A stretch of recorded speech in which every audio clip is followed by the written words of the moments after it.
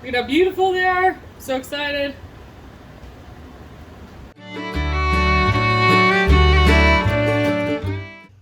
Hi guys, welcome back to Kirshner Farmstead. My name's Kirsty, and I know what you're thinking, and that's a whole lot of oranges.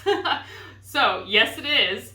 We are blessed to live in one of the most amazing areas for citrus in California, and we get mandarins for about 6 months out of the year. I would say they normally start around like October, November. I prefer to wait for them until after the new year because that's when they're the sweetest. But my husband loves them, and so do the kids when they're tart. So we end up buying them for, the whole span. But today what we're going to be talking about is pectic enzyme and using it with canning mandarins and all citrus fruits. So I've been canning mandarins for probably about 3 or 4 years now, and it's a big pain in the butt, I'm not gonna lie. Okay, so this is a jar that I made at the beginning of this year, and I don't know if you can see it, but the pith is still on these mandarin wedges, right? Like, we pick as much of it off as we can, but there's just no way you can't get it all off. So what pectic enzyme does is it eats the pith, or the proteins break down. It doesn't eat. The proteins that are pectic enzyme is a derivative of pectin, which is found in all fruits, and it's actually what you use to make jams and jellies. But the pectic enzyme specifically is used mostly in wine and beer making, and also in juice making. And what it does is it breaks down the fruit so that you can get more juice out of it, essentially. But if you use it how we're using it, it just eats the pith off of the mandarin wedges and off of the citrus fruit. And so look at this. There is hardly any pith. These mandarins sat in the pectic enzyme for about 32 hours, but 24 is fine. I just didn't have the time to get them done that night, so I did them the next morning. But yeah, so let's get started. This is the pectic enzyme, and it is, it says wine and beer making supplies. That's because that is most of what it is used for. So all these are oranges, grapefruits, mandarins, and blood oranges. The blood oranges are not local. I ordered them on Misfits Market, and we'll see how they are. I'm not actually sure where they're from. I should check the bag, but yeah. So what you're going to do is you're going to peel the fruit and then segment it and put it into a bowl, and we're gonna put it into the bowls that they're in, hopefully. And then you're going to add water just until you cover it, and then you're going to sprinkle a half a teaspoon, that's it, just a half a teaspoon of pectic enzyme into the water. And it's because it's an enzyme, I did notice that it worked better when my house was warmer. So keep that in mind. When it was cold, it took a lot longer. Once I lit the fireplace and got it up hot, it started working a lot faster. So do keep that in mind if you want it to work faster. I've heard people say that it just takes like 4 hours. It did not take 4 hours for us. Our house is probably about 65 degrees on average. Sometimes warmer when we have the fireplace going, it's like 80. But anyways, yeah, so this is going to be a 2-day video because we are going to let all of these sit in the pectic enzyme until tomorrow, and then we will be back to show you the finished project and do the canning part. Okay.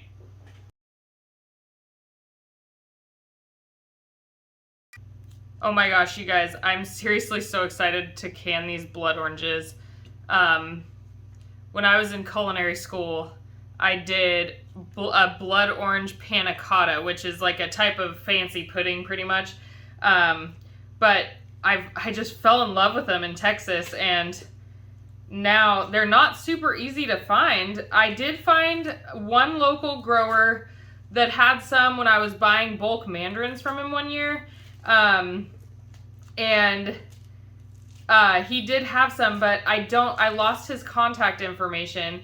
So if anybody knows of a local place in Northern California to find blood oranges in season, oh my gosh, please leave, either message us or leave contact information. These are going to be so pretty canned. I can already tell. Like, look, they're just going to be so red. Sometimes you get blood oranges that only have, they're like kind of blotchy red. But these ones are beautiful.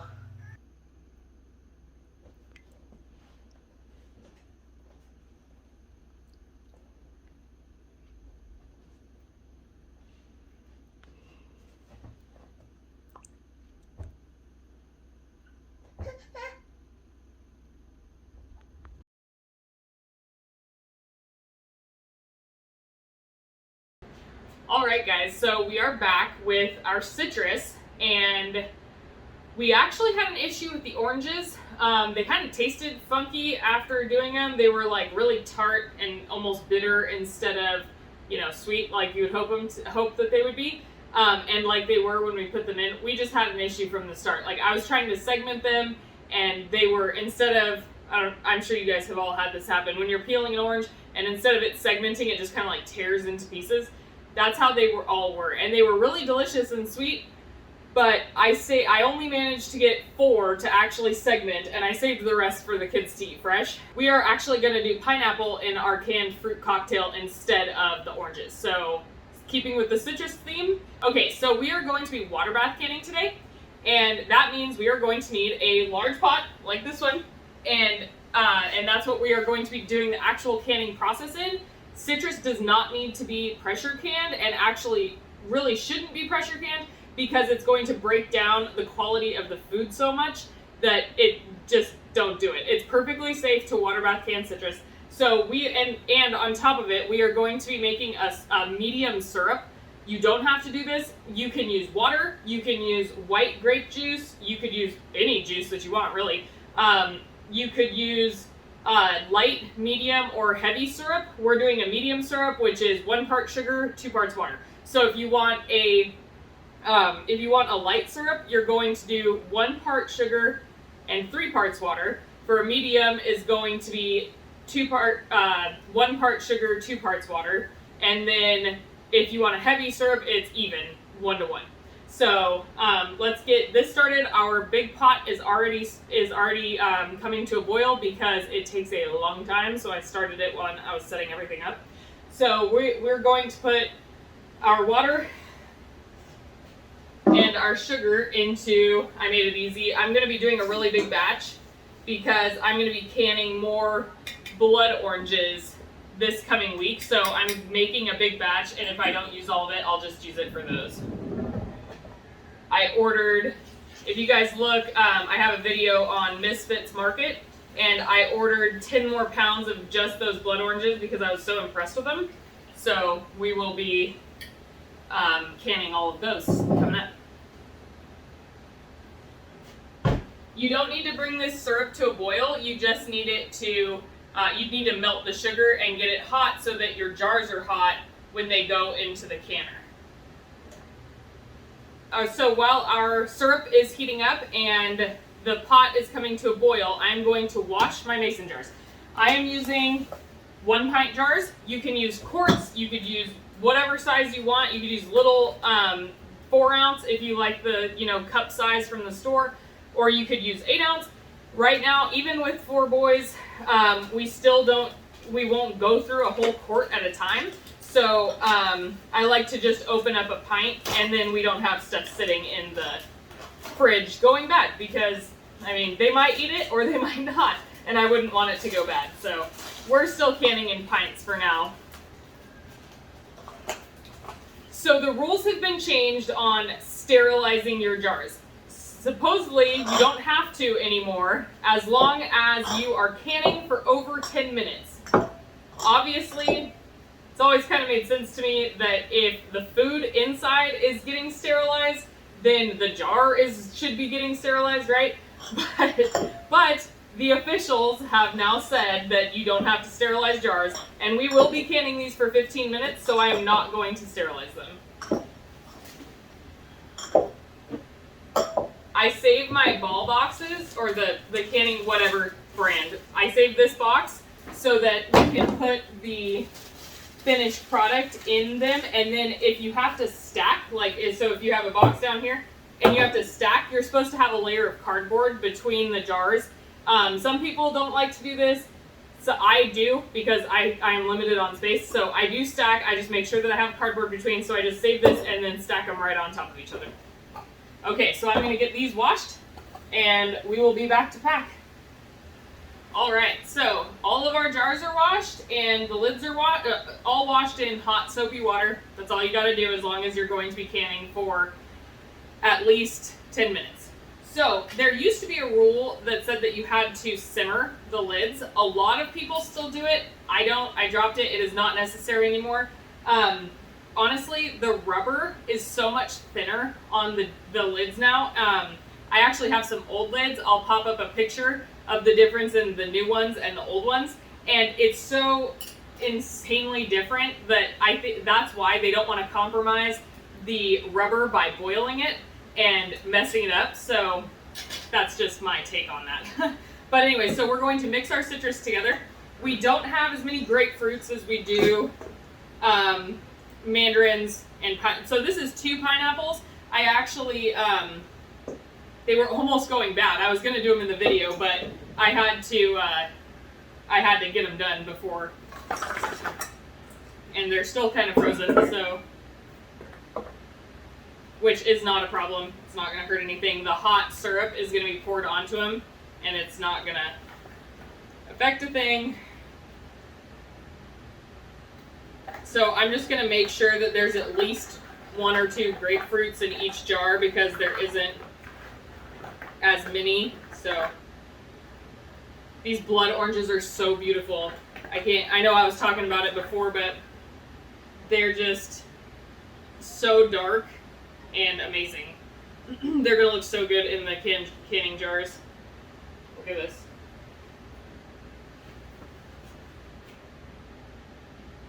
So that's what a blood orange looks like. That's part of the pith, actually, but yeah.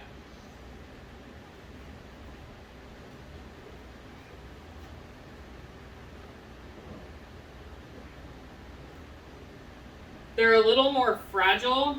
The blood oranges and the grapefruits are a little more fragile than the mandarins and the pineapple are. So, gotta be careful tossing them.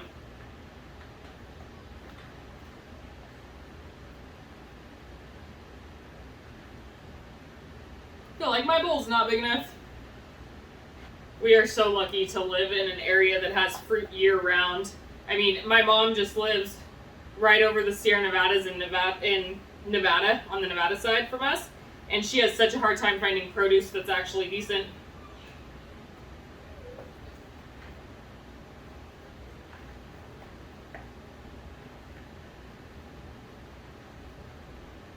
Alright, so the grapefruits I don't think I'm going to toss, just because they're so fragile. I don't want them to break apart. They're so pretty and pink. So I'm going to get my hands washed, and then I'm going to start filling the jars. So a little bit about tools. I don't use a ton of canning tools. It's not necessary. You can get a little pack that has all the stuff that comes together. This is my favorite type of jar lifter. They have the green ones that you have to like manually open up and close. I am not a fan of those things, but they do work. So if that's all you can find, of course, use that. And then a jar, large funnel to put the stuff into the jar. And then you can use this. The tool that comes with the kit is a debubbler. I never actually bought the kit. I just bought individual pieces. I use a plastic green chopstick. It just happens to match. But yeah, this works great. It came with a sriracha cup that my husband got, and this is what I use to do all of my debubbling. All right, so let's get started.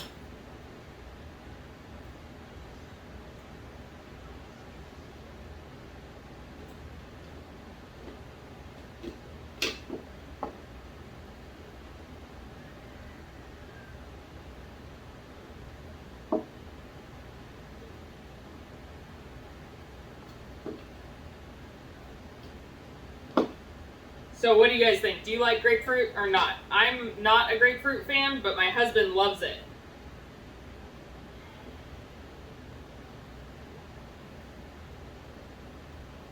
So you want to fill it up to about the bottom rim of the jar right here.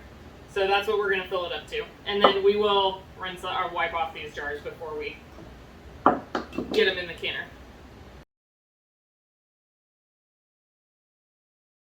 Alright guys, we are back after filling all of our jars. We wound up getting 14 exactly, but this last jar does not have any grapefruit in it. I kind of had a feeling I was going to run out, but it's alright. Our 18-month-old is playing with his older brothers, and he doesn't like that they're not letting him play their game. Anyways, okay, so we are going to put hot, not boiling, water into these jars. There is a chance that even with hot water, you could shock your jars and break them. And it's not water, it's the syrup, sorry. So be aware, yes, I'm taking a risk here. You don't have to. You can put cold syrup into the jars if you would rather do it that way. I like putting hot syrup in to warm up the jars before I put them in the canner so that I don't have to wait the entire, like, hour-long process just to get the canner going. So, alright, so I'm going to put syrup in all of them first, leaving about, I fill it up to the bottom ring here. And then I'll go back through with the debubbler, and it is going to give us some extra room, and then we'll top it off. This one I actually filled too much, but the bubbles in it will drop the level down. I have a lot of fruit in these, so it's not going to take much syrup to fill them up. I like to pack them pretty tight.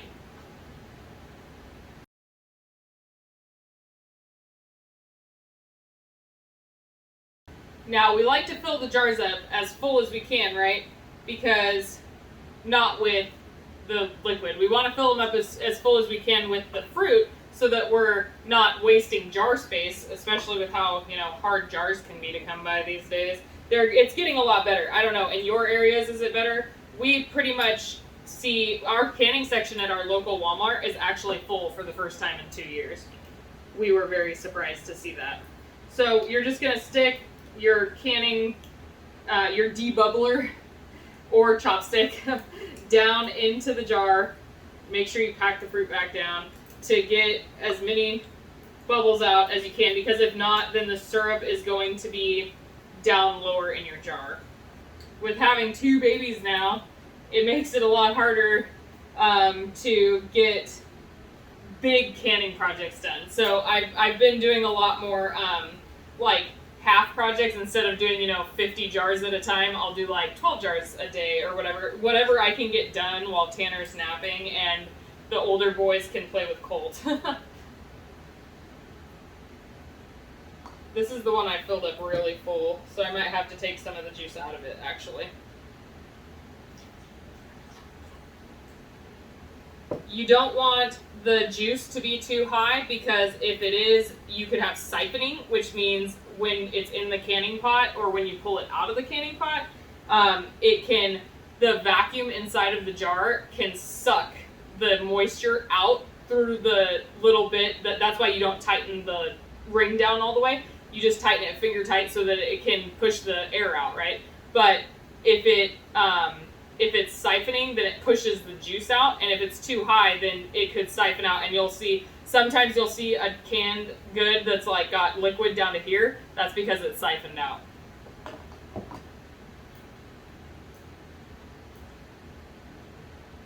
And it's not the end of the world if it does siphon. It's not going to make your product bad or anything like that, but it is ideal for it not to happen. So there's a few I have to add more juice to.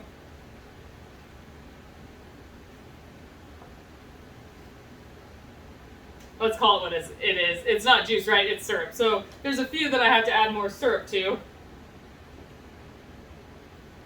Like I said, you can use whatever juice you want. Like if you wanted to go to the store and buy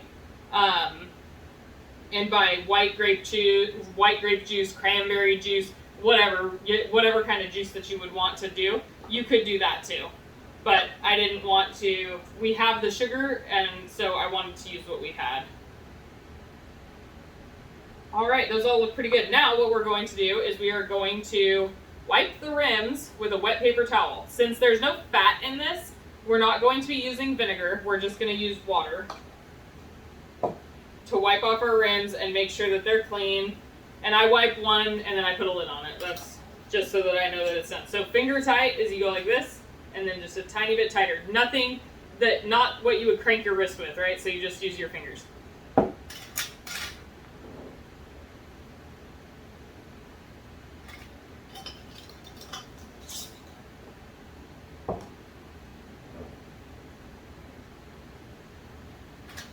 And I think that my new water bath canning pot only holds 9 jars. So we're gonna have to do 2 batches to get these done.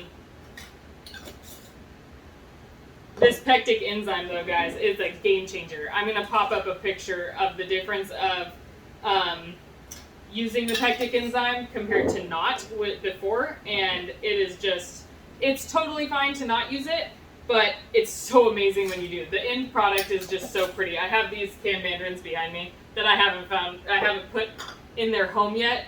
And they're gorgeous. I love looking at canned goods. I don't know if you guys do.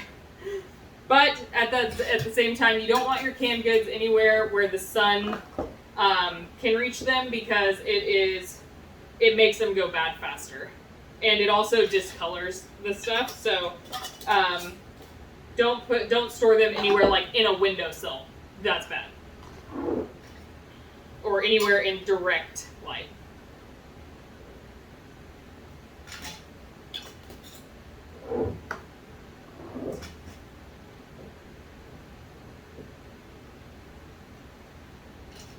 And for our altitude, we are going to be canning these for 15 minutes.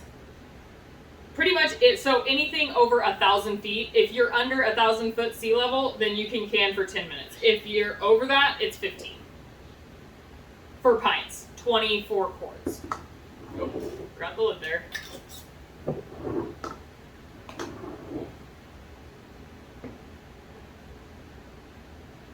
And make sure that you have a canning rack or a towel in the bottom of your, I've had really terrible luck with the towel thing. People will tell you, oh, just put a tea towel or a flour sack towel in the bottom of your canning pot. I've tried it because when I got my glass top stove, I couldn't use my old speckled ceramic canning pot anymore. And so I tried a towel just in the bottom of a flat bottom pot, and it floated up, it knocked jars over. If you can do it, that's awesome. For some reason, I could never master it. I just got a little rack to put in the bottom of mine that's like a drying rack, so it works perfect. So, yeah. Anyways, all right, let's get these guys into the canning pot before they get cold, because we want them to be warm still. So over the weekend, my husband and our 2 older boys spent the weekend with their grandparents for the first time since before Christmas. They were so excited to go because, sicknesses go around and whatnot. But over the weekend, we did this. We put in the new range hood, the cabinet, and built the box above the fridge and the new freezer so that we have storage for all of my canning pots, because I have 7 of them.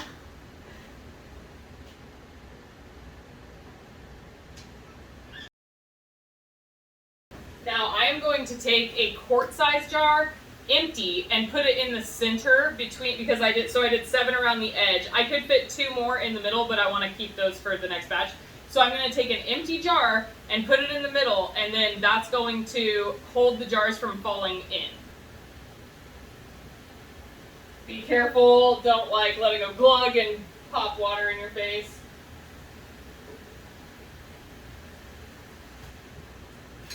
All right, now we're going to set our timer for 15 minutes. All right, guys, so 15 minutes is up. We're going to pull out our jars. Be very careful. It's hot. And I do not have a rack that can be lifted up anymore, so I got to just not burn myself. So this is what look at how beautiful they are. I'm so excited.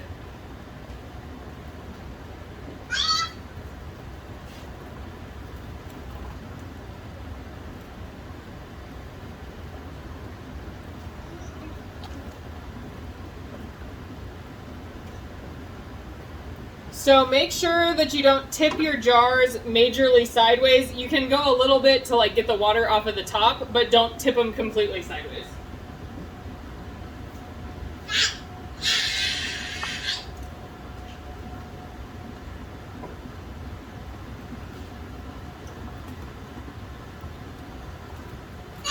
I'm gonna leave that quart-sized jar in there so that I can put my next round through.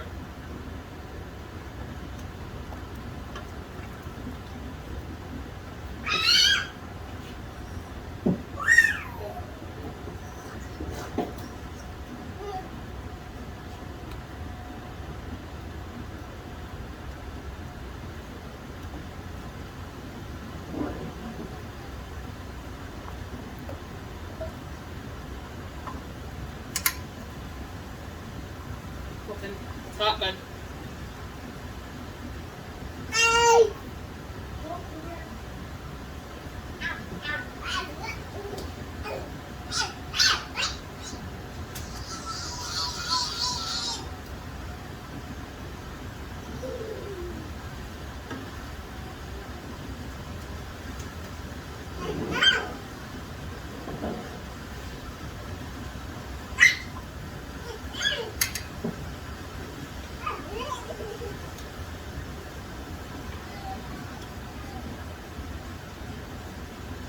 And make sure you don't fill your pot up too much, because if you do, when you're putting your jars in, it'll overflow. It'll get super high. You want to make sure that you have at least 1 inch of water over the top of your jars when you're canning.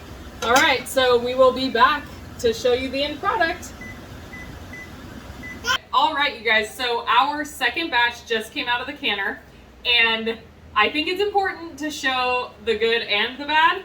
Obviously, we have 13 beautiful jars of fruit cocktail right here, but remember when I told you that I was rolling the dice on putting not hot water, hot jars, or cold, right? Okay, so because we let those 7 jars sit and they started getting cold, we lost a jar. Okay, so see, that is what it looks like when the bottom of a canning jar breaks off. It is kind of hot right now, but my fingers can handle it. So it happens. It was my fault completely, not the jars, not the makers, nothing like that. I knew that what I should have done, so what I should have done is, I'll teach you guys, is I should have left the hot syrup on the stove, and I should have only done half of the jars and then done the second half right before I put them in the canning pot. I shouldn't have let them sit and cool off. So there you go. Learn the lesson from me and don't lose your product. It happens. Like I said, this actually looks like it's the one. Oh no, it is one with grapefruit, of course, right? Couldn't have been the one without the grapefruit in it. But anyways, I hope that you learned something with the pectinase. Order some. It's cheap. I'll link the link that I used below. It's from Walmart, but it's a third-party seller. It was only $16 for a pound, and remember, you only use a half a teaspoon in a whole bowl of citrus. So it will last a long time. If you have any questions, please put them in the comments. I hope that you enjoyed our video, and I hope that you will subscribe and give us a thumbs up. All right, have a good rest of your week, guys. Bye.